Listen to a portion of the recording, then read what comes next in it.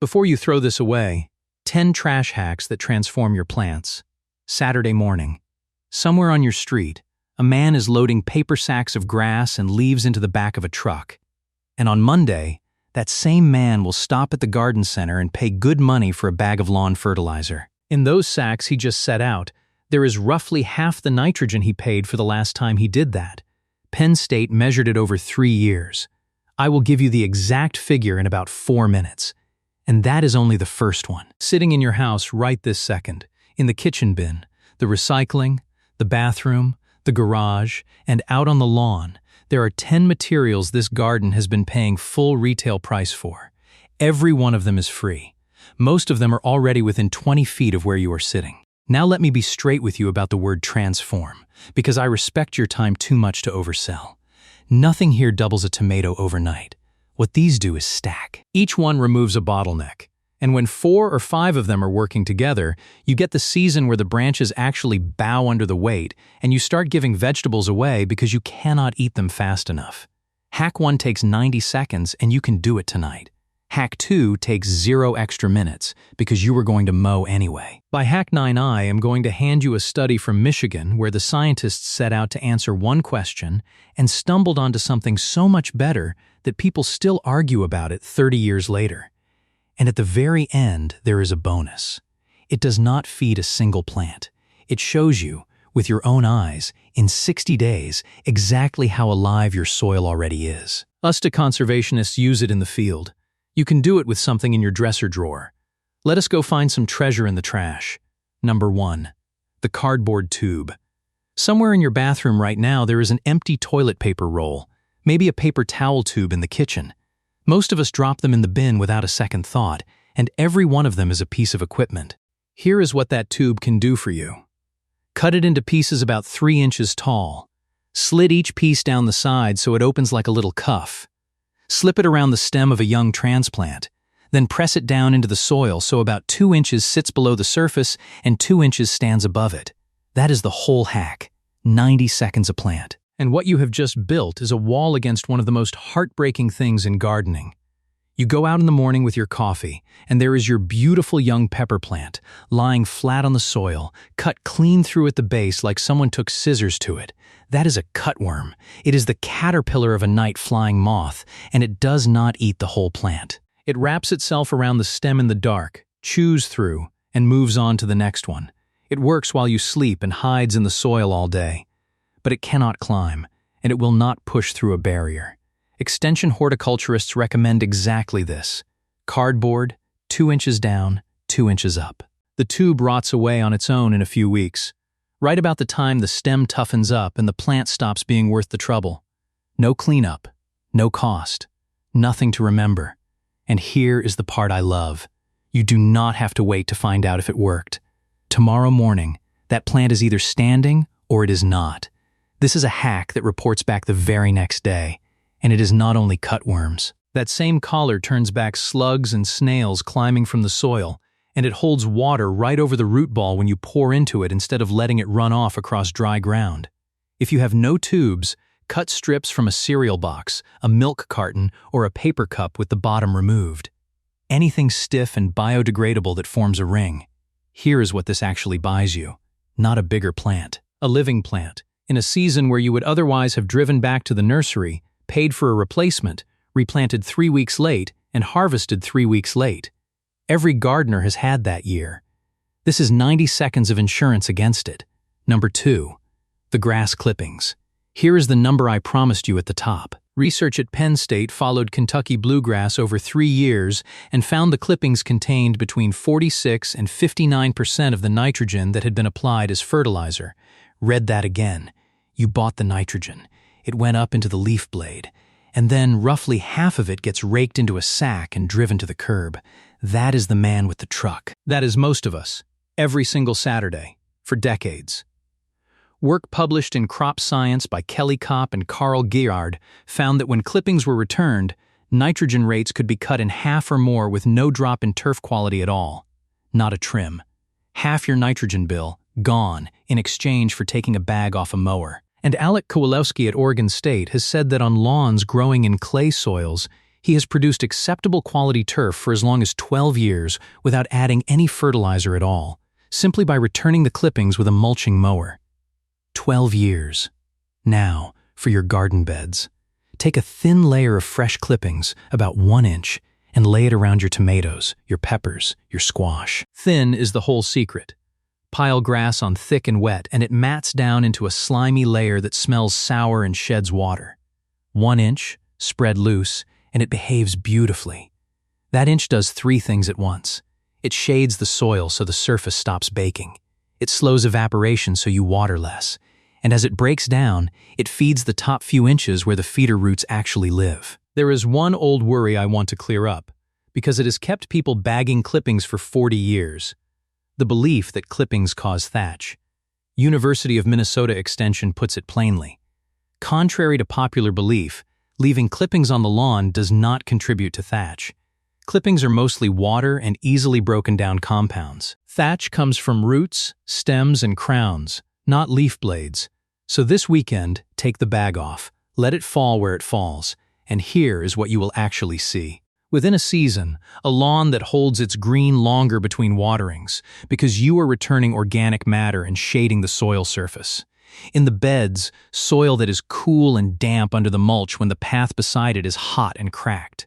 Put your hand under that inch of grass on an August afternoon and you will feel the difference before you can measure it. You just gave yourself a raise, and it cost you nothing but a decision. Number 3, and this one has 2 completely different jobs inside it. Do not mix them up, because most people online do. The plastic bottle. The first is for containers. Poke a hole in the cap, thread a strip of old cotton t-shirt through it, and weight the inside end with a washer so it stays at the bottom as the water drops. Bury the outside end 4 inches down beside the root ball and stand the bottle on a brick.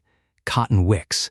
Slick synthetic cord mostly does not. The dry soil pulls water through those fibers on its own, and that pot will not go bone dry while you are away for the weekend. But be honest about scale. A wick delivers a trickle. Right for a pot on the porch, nowhere near enough for a bed of tomatoes in July. For that, the second version. Cut the bottom out of a gallon jug, punch a dozen holes in the lower sides, and sink it neck up, 8 to 10 inches deep, right beside the root zone. Now when you water, you pour into that tube, and it goes straight down to where the roots are working instead of wetting the top inch where it evaporates by noon and where weed seeds are waiting for it. This has a name and a real researcher behind it. David Bainbridge, an ecologist who has spent decades on low water restoration in the American Southwest, has documented deep pipe irrigation as one of the highest efficiency low technology watering systems there is, and you notice it fast. That 2 o'clock wilt, where the leaves go limp in the heat and you feel slightly guilty every day, eases within a day or 2. The plant is finally drinking from below instead of chasing a damp crust on the surface. Number 4. The cracked clay pot. Every gardener has a graveyard. Mine is behind the shed. Terracotta pots with a crack down the side, a chunk out of the rim, a broken base. Too damaged to plant in. Too solid to throw out. So they sit there year after year. Those pots are worth more broken than they ever were whole. Unglazed terracotta is fired at a low temperature, which leaves it porous. That clay wall is full of microscopic channels. Fill the pot with water, bury it to its neck, and the water does not simply run out. It moves through the wall only as fast as the surrounding soil pulls on it. Wet soil, flow slows; dry soil, flow speeds up. The plant sets its own watering schedule. You just keep the reservoir full. This is called an olla, and it is not a new invention. It appeared in a Chinese agricultural text more than 2,000 years ago. David Bainbridge has documented buried clay pot irrigation as one of the most water-efficient methods ever measured, because nothing evaporates, nothing runs off, and nothing wets the surface where weeds germinate. 2,000 years old, and it still outperforms the hose. To build one, plug the drainage hole with a bit of silicone, a wine cork, or a stone pressed in with clay. Bury the pot so the rim sits about an inch above the soil line. Fill it with water. Put a saucer or a flat stone on top so it does not evaporate and mosquitoes cannot get in. Then plant your tomatoes, peppers, or squash in a ring around it, roughly a foot out. Roots find that moisture and grow toward it. One important thing, and this matters: fill an olla with clean water only. nothing else. It is tempting to think of it as a compost container too, but organic matter builds a film inside those pores and the clay slowly stops breathing. Keep the olive for water and let your other systems handle the scraps. Rinse it out once a season and it will serve you for years. Top it up every 3 to 5 days in hot weather. That is your whole watering routine for that patch. Let me pause here for a second. Everything in this video, all 10 hacks plus the bonus, is written up in a free blueprint. Every measurement, every depth, every spacing, and the universities and researchers behind each one so you can look them up yourself. There is a QR code on your screen right now. Point your phone camera at it, tap the link, and it downloads. No email, no sign-up, nothing to join. Print it and take it to the shed if you like. That is where mine lives, folded in half, with dirt on it. It also has a few pages I could not fit into this video, including the 2 liveliest arguments in home gardening right now, where I lay out both sides fairly and let you decide. Now let us keep going, because the next 3 take your kitchen scraps and turn them into something the bagged stuff cannot buy. Now we shift gears. The first 4 were about protecting and watering. These next 3 build biology, and biology is the part you cannot buy in a bag at any price. Number 5. The leftover pipe. Somewhere in the garage there is a length of PVC left over from a project that finished years ago. 2 feet of it is all you need. Drill 1/4-inch to 1/2-inch holes all over the bottom 18 inches. Sink it vertically among your heaviest feeders, so about 6 inches stands above the soil. Feed chopped kitchen scraps down the tube. Add a handful of finished compost to start the microbes, a splash of water, and cap it with a flower pot or a scrap of board. What you have built is a feeding station inside the bed. Earthworms travel to it, feed, and travel back out through your soil carrying castings with them. You are not making compost and then hauling it. You are letting the worms do the hauling. Now here is the part most videos leave out, and it is the difference between this working and disappointing you. The Soil Ecology Laboratory at Ohio State University, under Clive Edwards and Norman Irancon, ran years of controlled trials on worm-worked compost, and they found something that stops most gardeners cold. The best responses did not come from the heaviest doses. They came from moderate rates, roughly 10 to 40% by volume. Push past that, and the benefit falls away. In a recent analysis, germination improved most at the low end and actually dropped at the highest concentrations. Sit with that for a second, because it goes against everything we feel about compost. We treat it like love. If some is good, more must be better. It is not. There is a ceiling, and above the ceiling you are just moving material around your yard for no return, which, if you think about it, is wonderful news. It means the small amount you can produce from your own kitchen is not a sad little consolation prize. It is very close to the amount that works best. So do not try to feed the whole garden through one tube. Feed a small amount, consistently, close to the plants that need it most. 2 or 3 tubes spread through a bed will do more for you than 1 tube you keep stuffing full. And a small note on safety. When you are making holes in plastic, use a drill or a cold punch. Do not heat a metal rod and melt through it. Hot plastic gives off fumes you do not want in your lungs, and there is no reason to take that on when a drill does the job in 30 seconds. Number 6. The 2 old buckets. Somewhere in the shed there is a 5-gallon bucket with a cracked rim and another one that used to hold joint compound. Perfect. Cut the bottom out of one bucket entirely. In the other, cut generous openings around the lower sides plus drainage holes in the base. Stack them, bottomless one on top, and wire them together. Sink the assembly into the middle of your bed so the lower bucket is buried and about 8 inches stands proud. Backfill and firm it in. Drop your scraps in, add a scoop of finished compost on top, and cover it with a board. 3 things then happen, continuously, with no further work from you. The material breaks down in place, so there is no pile to turn and nothing to haul back out to the beds. Earthworms move in through those side openings and carry that fertility outward as they come and go. And this is the quiet one. Every time it rains or you water, moisture passes down through that partly decomposed material and carries soluble nutrients out through the bottom holes into the root zone.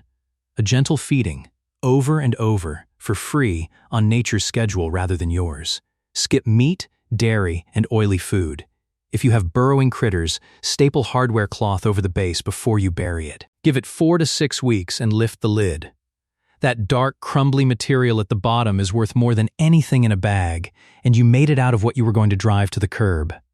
Quick one before we go on, and it will take you 5 seconds. Of the 6 hacks so far, which one are you actually going to do this week? Just type the number in the comments, 1 through 6. I want to see which of these lands hardest with people, and honestly, so do the other folks watching. Number 7. The shrimp shells. If you remember one thing from this whole video to repeat to somebody else, it will probably be this one. I have watched it stop a garden club conversation dead. After a shrimp or crab dinner, those shells go in the trash. Do not let them. They are made largely of chitin, and chitin does something in soil that plain compost cannot. Chitin feeds one specific crowd of soil organisms, the ones that produce chitinase, the enzyme that digests it. Their populations climb. Clemson's Home and Garden Information Center notes that adding organic matter containing chitin can increase these soil microorganisms in a way that aids nematode control. Here is why that is clever. Root knot nematodes are microscopic roundworms that swell roots into knots and starve a plant from below, and nematode eggs have chitin in their shells. Fill your soil with organisms that make a living, dissolving chitin, and those eggs are suddenly in a very unfriendly neighborhood. A 2025 study in Scientific Reports found crab shell meal shifted soil bacterial communities toward chitin digesting groups alongside better plant growth. Let me be square with you about scale, because I would rather you trust me than impress you. The rates in those studies are heavier than a family shrimp dinner provides. This is not an overnight cure for a bad nematode problem. It is a free, steady push in the right direction, season after season, from something you already paid for once. How to do it. Rinse the salt off, dry the shells in the sun or a low oven, then crush them as fine as you can with a rolling pin and a heavy bag. Bury the powder at least 4 inches down or put it in the middle of the compost pile. Never leave it on the surface, or you will bring every raccoon in the county to your yard. Buried, you will never notice it. Throw your crushed eggshells in the same batch while you are at it. Number 8, and I want you to stay with me, because this one sounds like folklore right up until you see the journal it was published in. The hair in the hairbrush. Hair is keratin, a protein, and it is rich in nitrogen. As it breaks down, that nitrogen becomes available to plants. Same for the fur you brush off the dog and the clippings on the floor after a home haircut. Valcho Zeljaskov at Mississippi State University published a study in Hort Technology in 2008 testing hair waste as a nutrient source for container crops. Lettuce, wormwood, yellow poppy, and feverfew, grown with hair mixed into the medium, compared against a controlled-release fertilizer and a soluble one. The result: yields with hair came in above the untreated control. Real, measurable growth from a material that goes into a landfill by the ton. But here is the honest half, and Zeljaskov said it himself. Yields with hair were lower than with the commercial fertilizers in that first crop, because hair takes time to start breaking down and releasing its nutrients. His words were that once degradation and mineralization begin, it can supply plenty. It just does not begin right away. So do not think of this as a rescue for a hungry plant this week. Think of it as loading the tank for next season. That is a completely different job, and it is a job worth doing. How to use it. Pull the mat out of the hairbrush, sweep up after a haircut, empty the dog brush. Drop a small handful into the bottom of the planting hole for roses and shrubs. Cover it with a few inches of soil, or work it into the compost where it disappears faster. Small handfuls, spread around. Not a wad, which holds water like a sponge and takes forever to break down. The researchers noted more work is needed before treating hair as a standalone fertilizer for food crops, so I use it where I am most comfortable. Ornamentals, shrubs, roses, and the compost pile. Plenty of good work for it there. Number 9. The leaves on your lawn. This is the big one. If you take a single thing from this video, let it be this. Every autumn, across this country, people spend entire weekends raking, bagging, and hauling away one of the finest soil amendments in existence. And I understand why. We were taught leaves smother grass. That belief is expensive, and it turns out to be mostly wrong. In the early 1990s, turfgrass researchers at Michigan State University's Hancock Turfgrass Research Center set out to answer a defensive question. Michigan had just banned yard waste from landfills. So what actually happens to a lawn if a whole season of leaves gets chopped up and left on it? Thomas Nicolai and Paul Riquet ran maple and oak leaves through a rotary mower into Kentucky bluegrass, roughly ankle deep, year after year.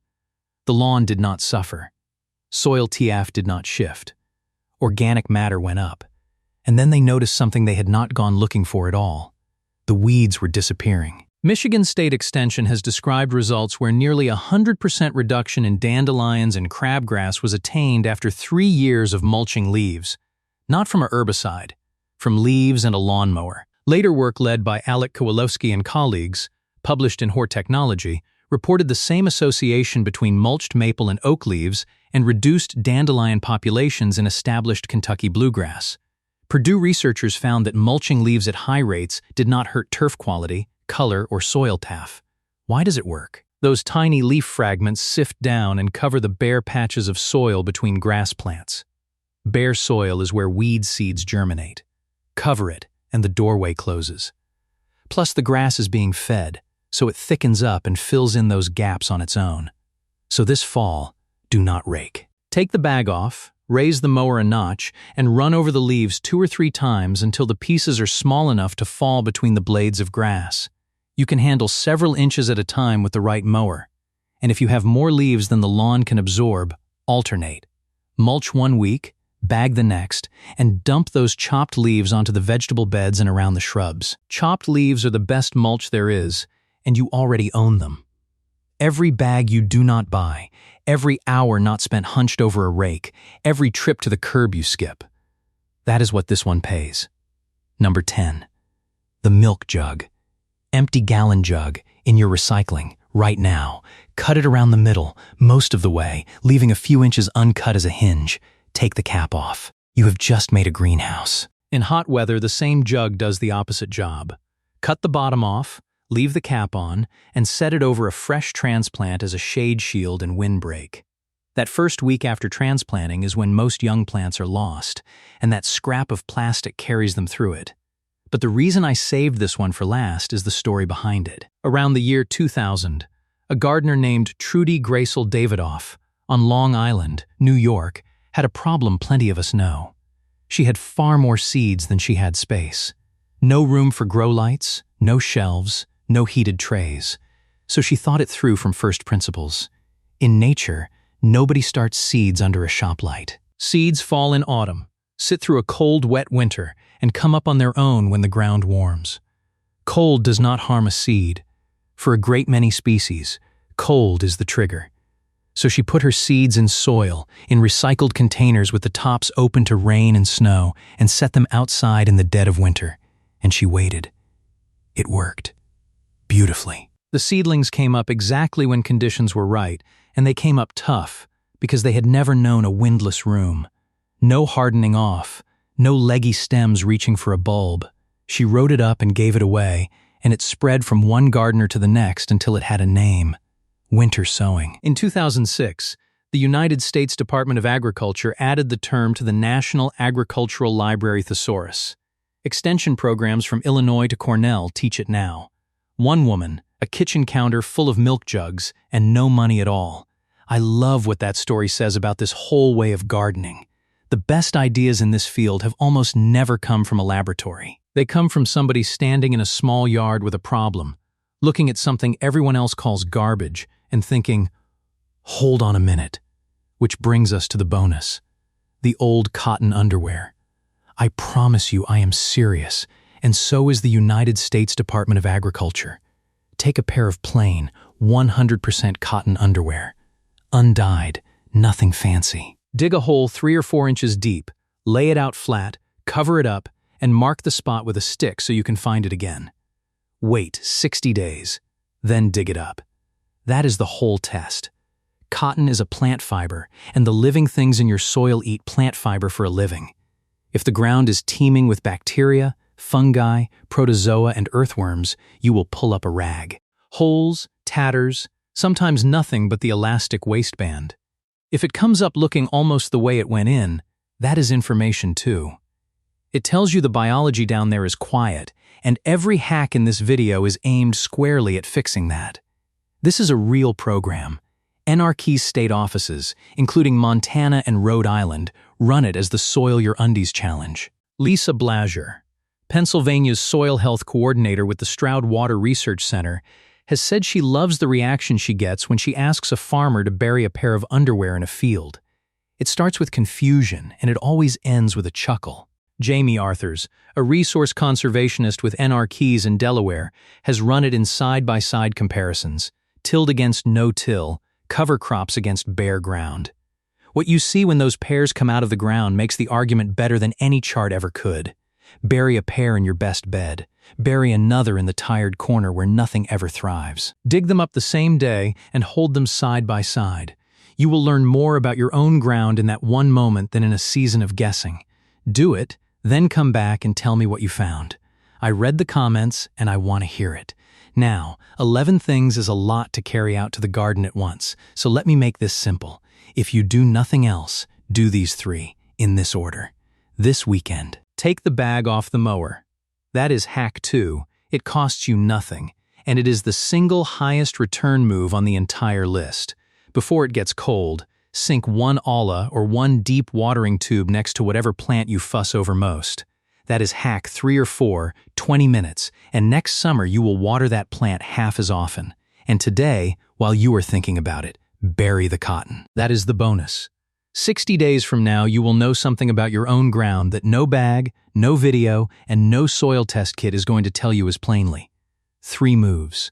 Everything else on this list is there for when you want it. So there it is. 10 hacks and a bonus, and every one of them is sitting in your house right now. A cardboard tube that saves a seedling overnight. A lawn full of nitrogen you have been paying to have hauled away. A bottle that waters where the roots actually are. A cracked pot with a 2,000-year-old idea inside it. A pipe, 2 buckets, some shrimp shells, the hair in the brush, a season of leaves, a milk jug, and 1 honest pair of underwear. Not one of them costs $1. Not one takes longer than an afternoon. And unlike a bag of anything, they keep working after you stop paying attention. That is the part I want to leave you with. The best gardens I have ever walked through did not belong to the people who spent the most. They belonged to people who noticed things, who looked at a cracked pot behind a shed, or a pile of leaves, or a brush full of hair, and thought, hold on a minute. Now I want a real conversation down there, not just applause. Grass clippings. Do you bag them or leave them, and be honest about why? Somebody watching this has left them for 30 years, and I would like the rest of us to hear how that lawn turned out. The leaves. Are you in this fall? Skip the rake, run the mower, and see what your dandelions do next spring. Say so now. Then come back next May and tell us. And the one I am most curious about. What is the strangest thing you have ever put in your garden that actually worked? Something your mother did, or your grandfather swore by, that has no business working and works anyway. Every one of these 10 hacks started out as somebody's odd idea, standing in a small yard, with a problem. Yours might be the 11th. I will be reading, and I will see you in the next one.